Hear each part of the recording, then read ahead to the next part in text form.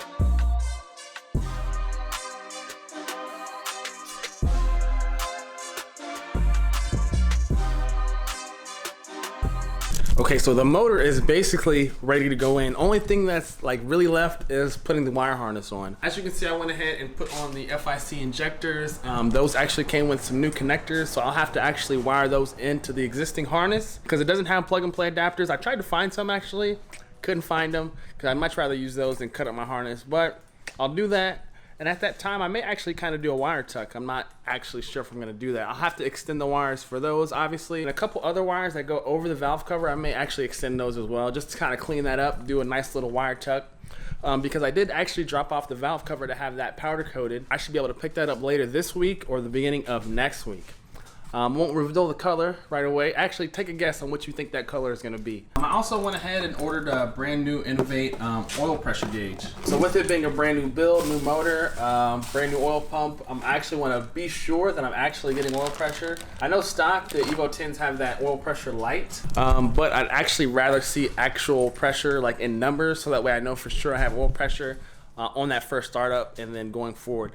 Just because I don't want to damage the motor. So what I decided to do was I went ahead and got a fitting. Here it's like a T-fitting basically, so that way I can run the stock oil pressure switch in addition to the switch that is for the gauge itself. So basically how it's going to work is this is going to thread into the block.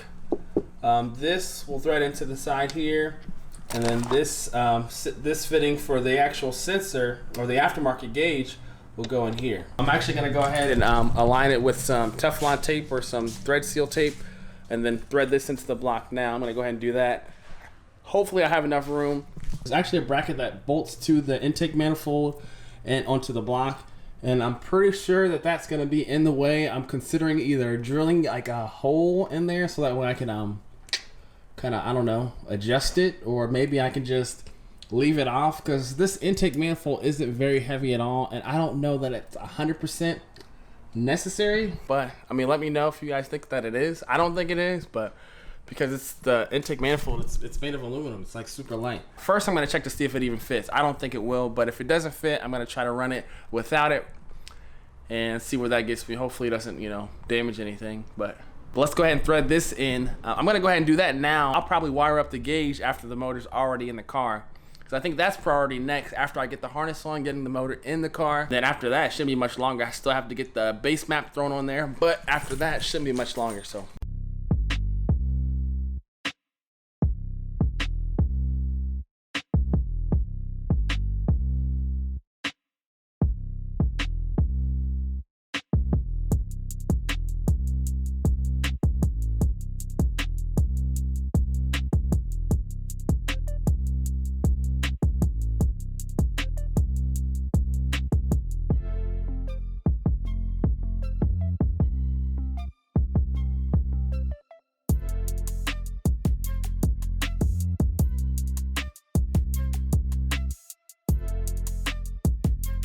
All right, so it looks like with the plug in place, that adapter should still clear, or that whole unit should still clear this bracket for the intake manifold.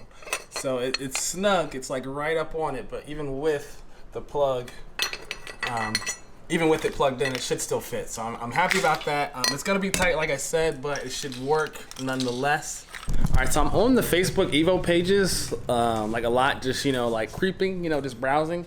And it seems like every other day there's another Evo 10 that caught on fire. And it has me worried, it has me concerned after me, putting all this money into this car, because I definitely don't want it to catch on fire. So it looks like a lot of the times it was because of this turbo feed line, this oil feed line here. It would crack, I guess, and cause oil leaks. And there's a lot of heat back here, and with that, it would ignite and start a fire in the engine bay, and I don't want that. So what I did was I went ahead and ordered the stainless steel braided line, so that way I don't have to worry about that. In addition to that, I ordered a heat shield as well for the up against the firewall.